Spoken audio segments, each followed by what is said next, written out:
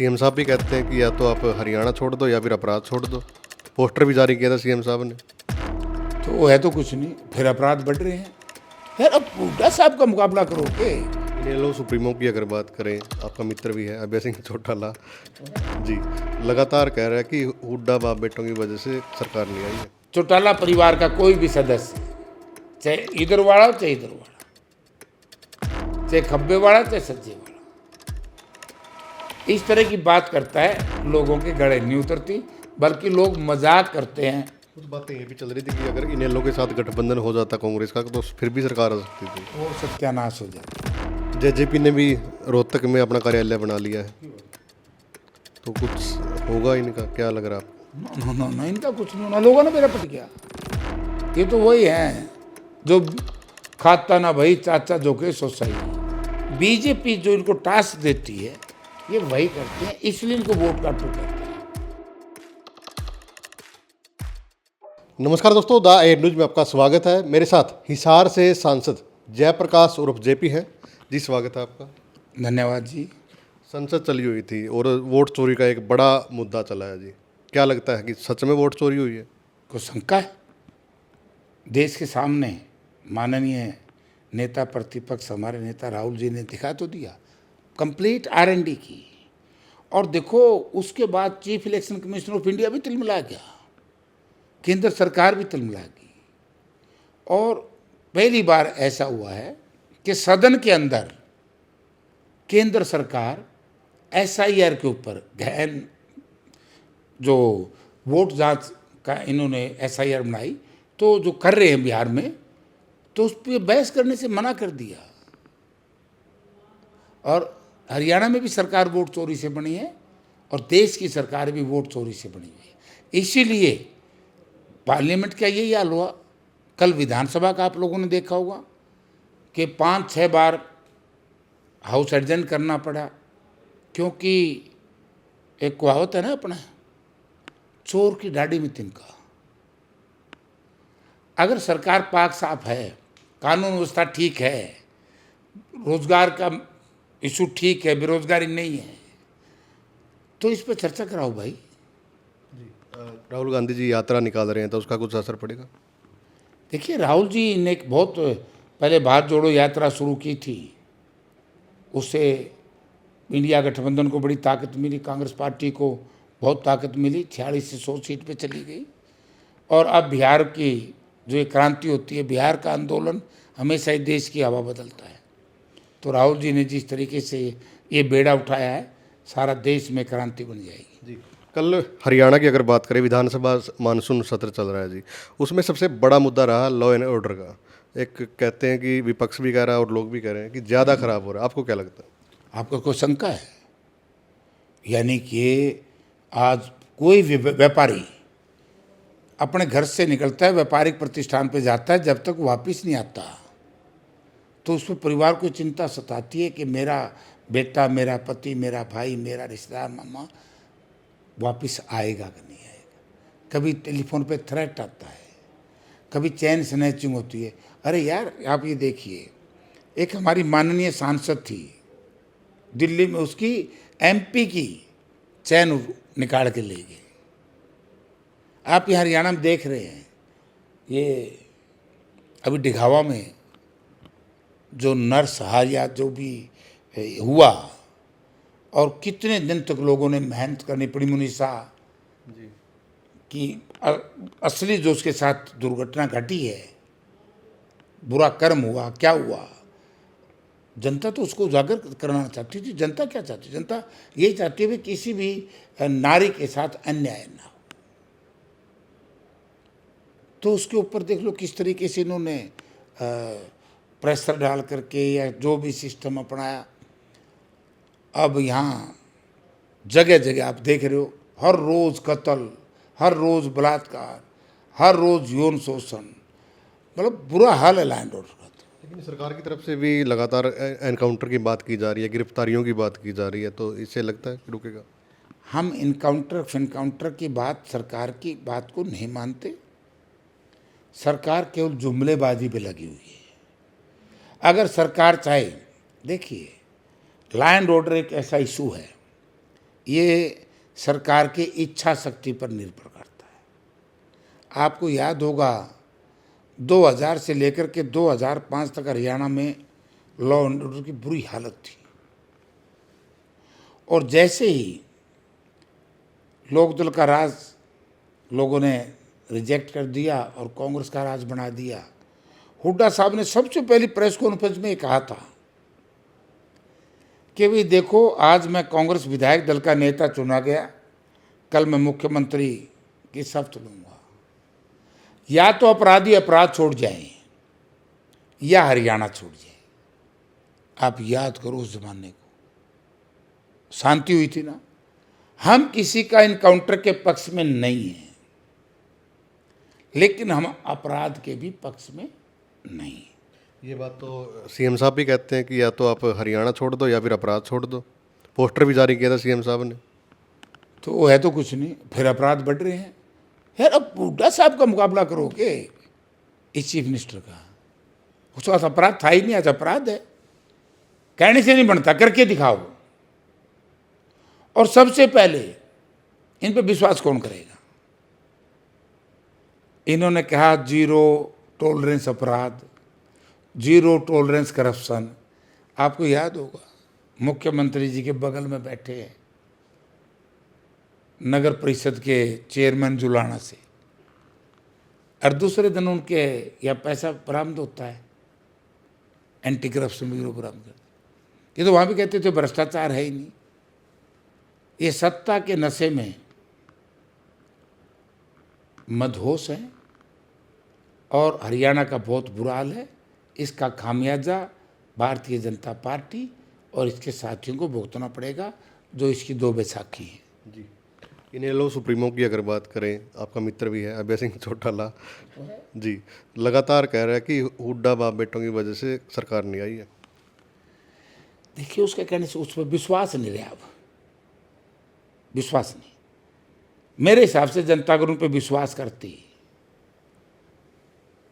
तो लोकसभा के चुनाव में अभय सिंह ने खुद चुनाव लड़ा था, कुल 68,000 वोट आए थे। तो उस वक्त लोगों को न्यूज हो चुकी थी कि भाई बीजेपी को जिताने के लिए आम आदमी पार्टी और इंडिया गठबंधन कांग्रेस पार्टी के सांझे उम्मीदवार सुशील गुप्ता को हराने के लिए खड़ा हुआ है, और वही सच साबित हुई। मैं लड़ रहा था, नैना चौटाला खड़ी थी, सुनैना चौटाला खड़ी थी। सब ने देखा कि 22-22, 23-23 हज़ार वोट आए। तो क्यों खड़े थे? क्योंकि ये बीजेपी की बी टीम के रूप में काम करते हैं। बीजेपी जो इनको टास्क देती है ये वही करते हैं, इसलिए इनको वोट काटू कहते हैं।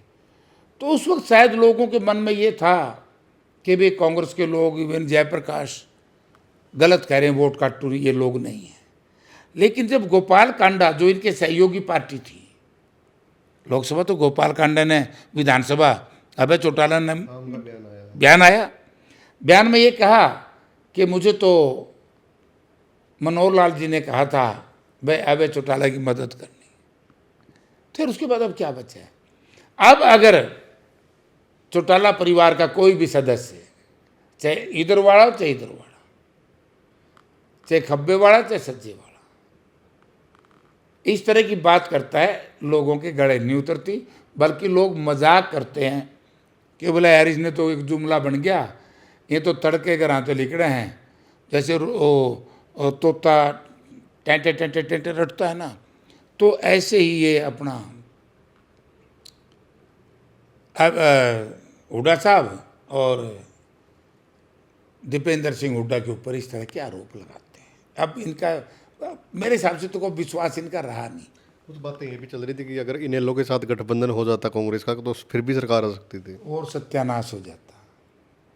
देख रहे कि दुर्गति हुई इनेलो की, कोई की नहीं दुर्गति, कांग्रेस का और सत्यानाश हो जाता। अरे भैया, 2000 से लेके 2005 का राज को कौन भूला है? और हुड्डा साहब का राज किसने आज भी लोग याद करते हैं, विकास के नाम से, रोजगार की उपलब्धि, कानून व्यवस्था, विकास, डेवलपमेंट। अपने कैथल में देख लो कितनी डेवलपमेंट करी हुड्डा साहब ने, जींद में देख लो, हिसार में देख लो। यहाँ तो रणदीप सिंह सुरजेवाला ने की है। देखिए वो यहाँ से जनप्रतिनिधि था, लेकिन विकास के जो कार्य हैं वो मुख्यमंत्री करवाता है, ये श्रेय मुख्यमंत्री को जाता है, और जनप्रतिनिधि अपने रिकमेंडेशन भेजता है, लेकिन काम मुख्यमंत्री करता है। कांग्रेस में अब तो संगठन बनने की शुरुआत हो गई है जी, जिला अध्यक्ष बन गए हैं, लेकिन कांग्रेस के लोग ही आपस में अब भी टांग खिंचाई कर रहे हैं। बयान भी आए हैं एक दो नेता के, तो ब्रजेंद्र सिंह भी लगातार कह रहे हैं भाई अब तो टिक जाओ, अब तो संगठन बन गया है, अब तो नेताओं के पास ना जाओ, अब तो सीधा राहुल गांधी जी ने ये संगठन बनाया है। देखिए विजेंद्र सिंह ने क्या कहा क्या नहीं किया मुझे नहीं पता, कार्यकर्ता अब समझ गया है, और हम सब ने भी समझ लेना चाहिए। ये बात विजेंद्र सिंह की सही है कि संगठन आदरणीय राहुल गांधी जी ने बनाया है, और एक बहुत बढ़िया सिस्टम से बनाया है, और उस सिस्टम में जो फिट बैठे हैं उनको बनाया है। लेकिन हम सब ने एक बात समझ लेनी चाहिए कि अब समय बदल गया। राजनीति में एक दूसरे को या तीसरे को या चौथे को पार्टी से बाहर पार्टी के अंदर आज आरोप प्रत्यारोप नहीं करने चाहिए, क्योंकि जनता बीजेपी को बदलने का मन कर चुकी है, बना चुकी है। पार्लियामेंट में देख लिया होगा, विपक्ष का सामना नहीं कर पाए केंद्र सरकार। लेकिन मैं दो बात कहना चाहूँगा नेताओं से। मेरे पिताजी एक साधारण किसान थे। जब मैं 1989 में एमपी बना तो उन्होंने मुझे दो बात कही थी कि जयप्रकाश, जनता ने तेरे को यहाँ से दिल्ली भिजवा दिया, हमारे भगवान के बाद कोई है तो जनता है, और दो चीज पे बेटा खरा उतरना। एक तो चरित्र इस सफेद लट्ठे के समान हो, सुई के बराबर दाग नहीं लगना चाहिए चरित्रहीनता का, और एक भ्रष्टाचारिता का। और उस वक्त आपको याद होगा जिन नेताओं के ऊपर इस तरह के आरोप लगे, जनता ने उनको वैसे ही रिजेक्ट कर दिया, हमें उनको कुछ कहने की आवश्यकता नहीं है। और अब जो किसान आंदोलन चला, किसान आंदोलन के बाद जिन लोगों ने 3 काले कानून पास किए थे, उनमें अपना मतदान किया था, तो उसके अंदर ये जच गई है। जैसे मैंने चर्चा की, मैंने अकाली दल के साथियों से पूछा, और मैं ये इतना बुरा क्यों हुआ भाई, था मैंने तो समर्थन भी वापस ले लिया था।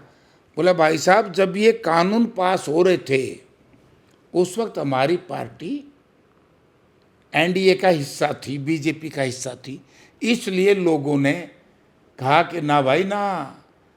जब किसानों के ऊपर पानी की पड़ रहा था, बौछार हो रही थी, लाठियां पड़ रही थी, टीयर गैस के गोले फेंके जा रहे थे, भूखे प्यासे किसान लड़ रहे थे, 730 किसानों की जो शहादत हुई, तो उस वक्त हम बीजेपी के साथ थे, इसलिए बीजेपी ने हमारी पार्टी को रिजेक्ट कर दिया। ऐसे ये क्या है, जेजेपी के साथ हुई। तो यानी कि 3 चीज जुड़ गई हरियाणा की राजनीति में, ईमानदार, चरित्रवान, और ये दागी किसान कानून जो थे ना, जिन्होंने किसान के जो खिलाफ कानून बने, काला कानून, उनमें जो मतदान किया, इन 3 दागों को जनता माफ नहीं करेगी। और जो इन तीनों से पाक साफ रहेगा, नेता या पार्टी या परिवार, समझ गए ना 3 कौन से? काले कानून में किसी समर्थन किया, जिन्होंने चरित्रहीनता और भ्रष्टाचारिता में जो है, ये 3 कलंक हैं, जिसके माथे पे लग गए, लोग उसको वैसे रिजेक्ट कर देंगे। हमें एक दूसरे को कुछ कहना नहीं चाहिए। अब हमें तो ये शिक्षित करना चाहिए बच्चों को कि ऐसे लोगों से सावधान रहे। जिस तरीके से माननीय राहुल गांधी जी ने इस देश में स्वच्छ छवि पेश करके स्वच्छ प्रशासन देने की बात कही, ईमानदारी से लड़ाई लड़ने की बात कही, और दागी बागियों के खिलाफ लड़ाई लड़ने का संकल्प लिया, क्योंकि आज तो दागी भी, बागी भी, ढोंगी भी सबसे लड़ रहे हैं राहुल गांधी जी। तो सब ने संकल्प ले लेना चाहिए। वो उनके बारे में कुछ नहीं, कौन गलत करता है कौन ठीक करता है, ये 3 दाग वाले अपने आप जनता से आइसोलेट हो जाएंगे, खत्म हो जाएंगे। नेता प्रतिपक्ष की बात करें या फिर नए प्रदेशाध्यक्ष की बात करें, सभी इंतजार कर रहे हैं और सदन चल रहा है, लेकिन नेता प्रतिपक्ष नहीं है, काफ़ी समय से नहीं है।